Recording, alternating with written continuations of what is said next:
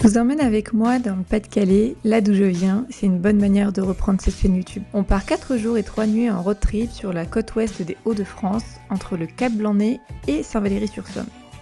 C'est une matinée plutôt couverte et accompagnée de vent. Bon, je précise que cette vidéo a été tournée en août 2025. Si vous souhaitez venir à la journée, il sera plus simple d'y aller en voiture ou un parking y est dédié. Et vous avez aussi la possibilité d'emprunter le bus ligne 5 au départ de Calais. Pour les plus aventureux, vous pouvez également profiter de la plage de Cran d'Escale en contrebas des falaises. Il est tout à fait possible de marcher entre le Cap Blanc-Nez et le Cap Gris-Nez tout au long de la plage. Attention toutefois aux horaires des marées. Il est préférable d'y aller une fois la marée basse afin de profiter pleinement de la plage. Sinon, vous pouvez emprunter ce long chemin qui vous mènera jusqu'en haut du Cap Blanc-Nez. Avec un panorama à 360 degrés. Attention à la météo parce que ici le temps change très vite en bord de mer. Prévoyez des bonnes chaussures de marche, des lunettes de soleil ou encore un kawaii si besoin. Cet obélisque visible de loin domine la falaise du Cap Blanc-Nez et le détroit du Pas-de-Calais. Il commémore le Dover Patrol, organisation maritime franco-anglaise qui a joué un rôle essentiel durant la Grande Guerre. Le Cap Blanc-Nez est un joyau de la Côte d'Opale offrant des panoramas époustouflants sur la Manche. Et par temps éclairci, vous pouvez même distinguer les côtes anglaises. Préparez vos jumelles pour ne pas en perdre une miette. Idéal pour la randonnée et la photographie, ce site naturel labellisé Grand Site de France promet une immersion unique et dans une nature préservée. Beaucoup de photographes amateurs ou professionnels viennent ici pour la lumière, les paysages à couper le souffle. Bon allez, il est temps de retourner sur nos pas, regagner le parking pour faire quelques minutes de route jusqu'à la prochaine destination, 800. À peine 12 minutes de voiture et nous voilà arrivés pour notre première nuit dans la ville de 800. C'est une commune française située dans le département du Pas-de-Calais, en région des Hauts-de-France. Ses habitants sont appelés les 800. Située sur la côte d'Opale, c'est une station balnéaire des Boulonnais, les habitants de la ville de Boulogne. 800 compte à ce jour environ 850 habitants, ce qui reste une petite ville qui néanmoins est assez peuplée en haute saison d'été. Au moment de notre visite, il y avait cette exposition de photographie sur le thème de la région. Un moment suspendu en fonction de la météo, de la lumière, du soleil, des jeux de perspective. On retrouve souvent des galeries d'art dans les stations balnéaires, que ce soit des tableaux, des sculptures ou des photographies. C'est une bonne manière d'exploiter sa créativité en fonction des saisons. La photographie, c'est le pouvoir de capturer des moments magiques qui créent souvent de l'émotion et de l'étonnement. Ça nous donne un autre visuel, un autre point de vue de la région, qu'on a tendance à catégoriser comme triste, nuageux, venteux et souvent pluvieux. La plage et les activités nautiques sont très prisées ici, pour les amateurs comme pour les professionnels, avec la grande étendue de plage, le vent, les vagues, idéales pour le surf et le kitesurf. Vous avez bien entendu, la base nautique de 800 avec des activités sportives pour les petits comme pour les grands. Le temps d'un été ou d'un week-end, il est tout à fait possible de prendre rendez-vous et de tester également l'activité la plus répandue du Pas-de-Calais, le char à voile. Laissez-vous emporter par les brises de vent sur l'immensité de la plage de sable blanc, un réel plaisir pour les amateurs de sensations. Je vous laisse avec ces quelques images, ce temps suspendu malgré le vent et le temps gris, rien de tel qu'une bonne balade en bord de plage.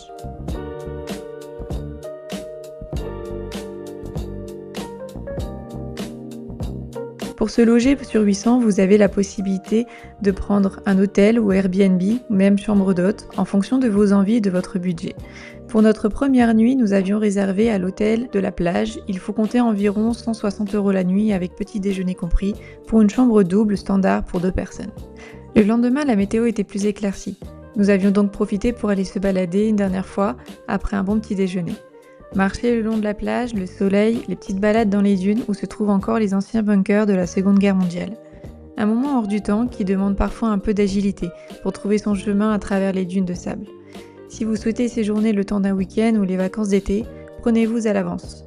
Et oui, c'est une destination fort prisée par les habitants de la région, mais également les Anglais, les Néerlandais et tous ceux qui viennent des pays du Nord pour profiter un peu des plages. Qui dit deuxième jour dit nouvelle destination.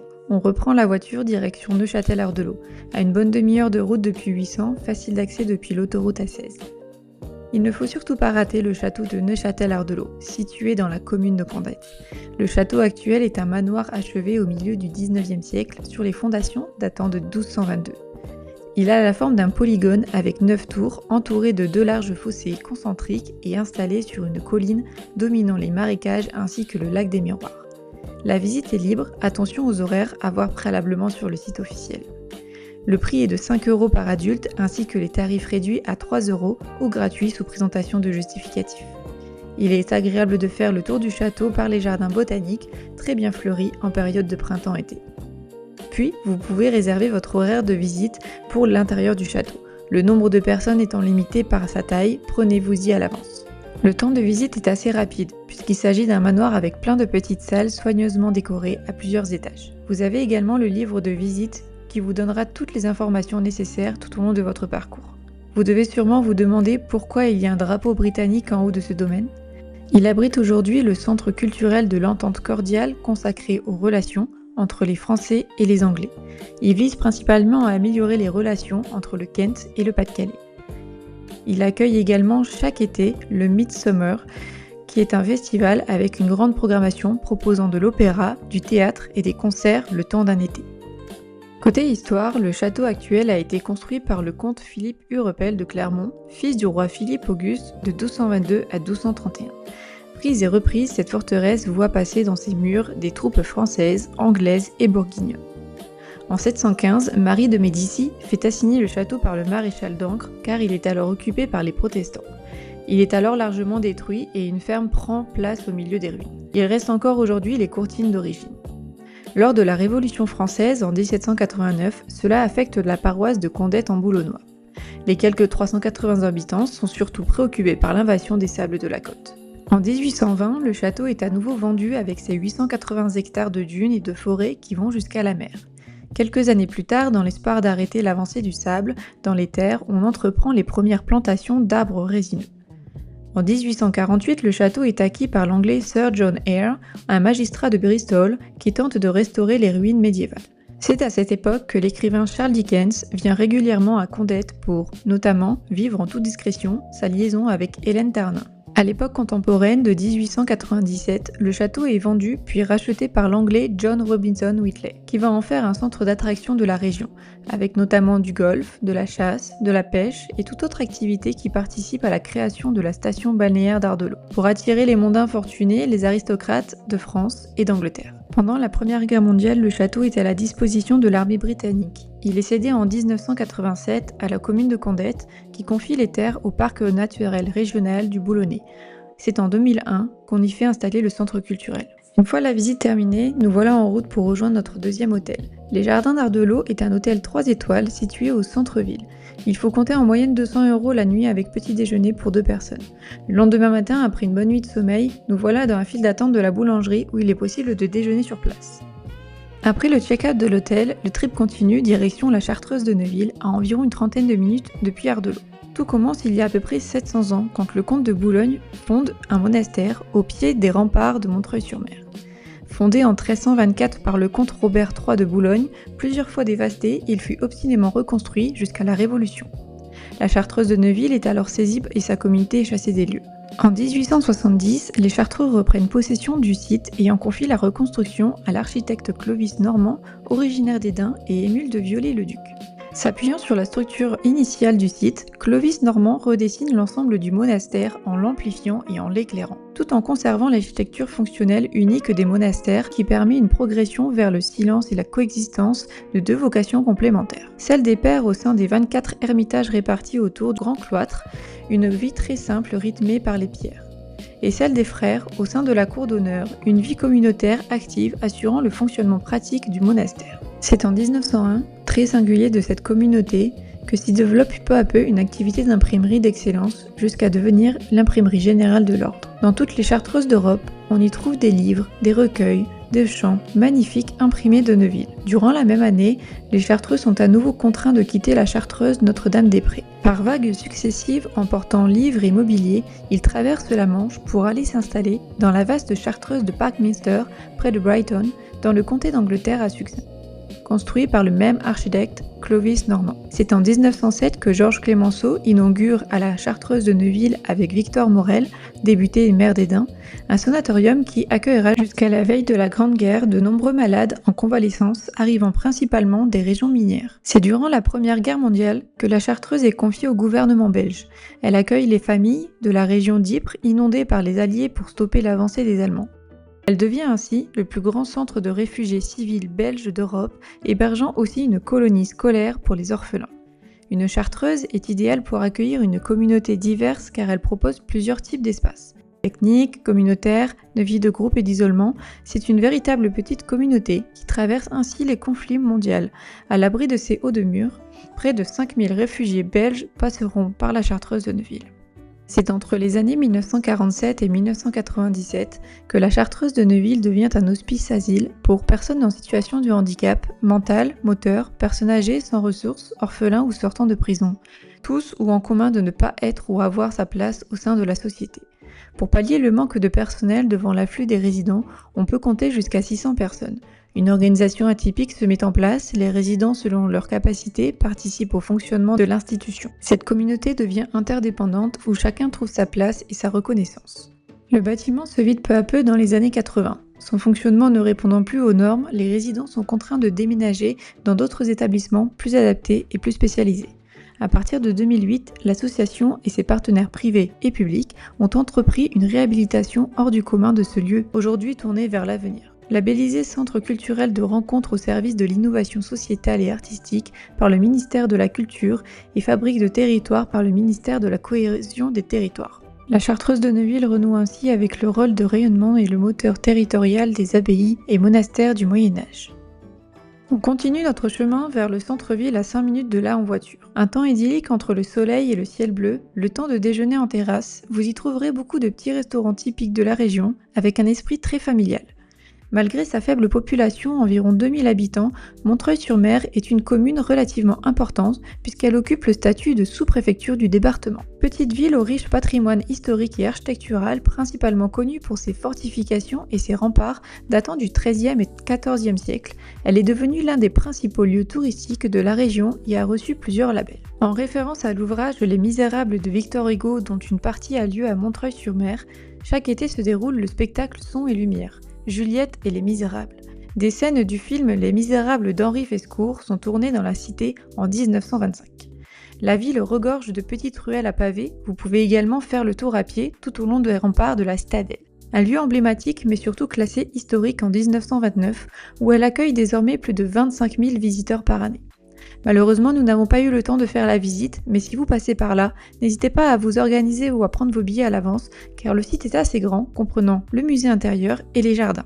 Pour le tarif d'entrée, il faut compter environ 7 € par adulte et 5 € pour les tarifs réduits, ce qui reste tout à fait accessible. Ensuite, nous reprenons la route pour une nouvelle destination. Effectivement, cette journée n'est pas de tout repos, mais il y a tellement de choses à voir, d'autant plus que le soleil est avec nous cette fois-ci. 20 minutes de route plus tard, nous voilà arrivés à Berck-sur-Mer.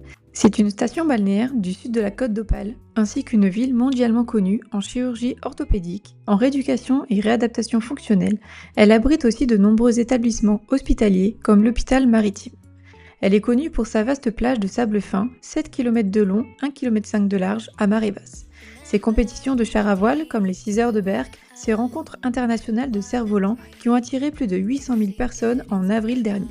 Sa colonie de phoques que l'on peut observer aussi à marée basse au sud de la ville, sur les bancs de sable de la baie d'Ottier.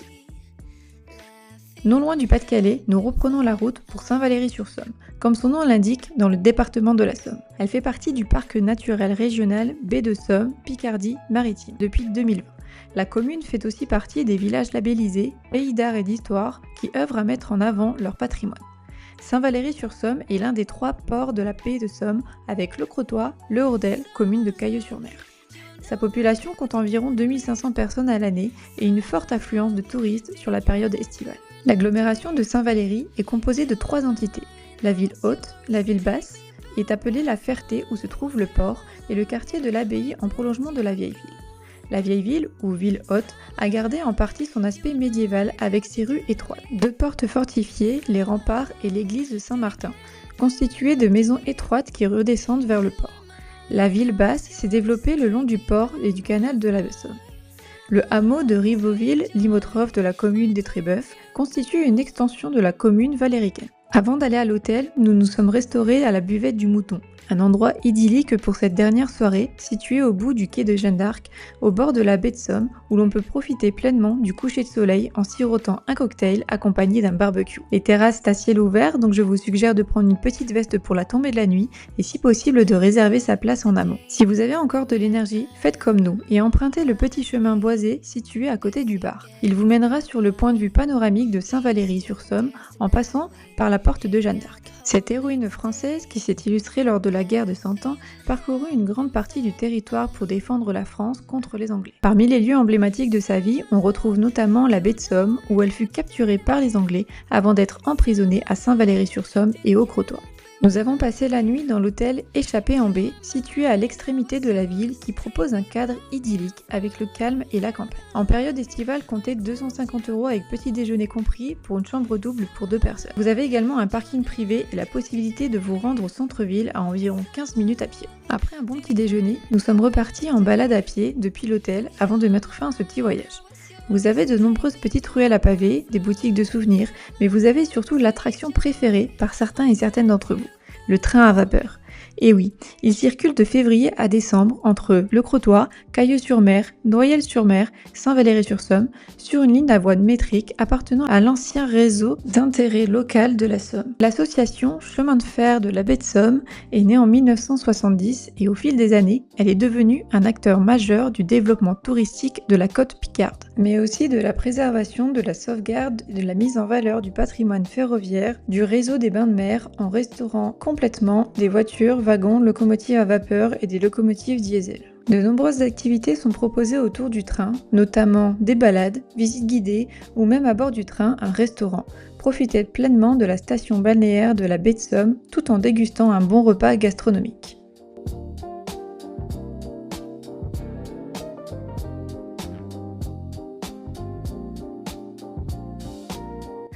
Bref, comme vous l'aurez compris, notre petit voyage s'arrête ici. J'espère que la vidéo vous aura plu, mais surtout qu'elle vous permettra d'avoir un autre point de vue de la région des Hauts-de-France. Une région qui me tient à cœur et pourquoi pas vous en faire découvrir davantage. N'hésitez pas à vous abonner, lâcher un petit like et un commentaire. À bientôt!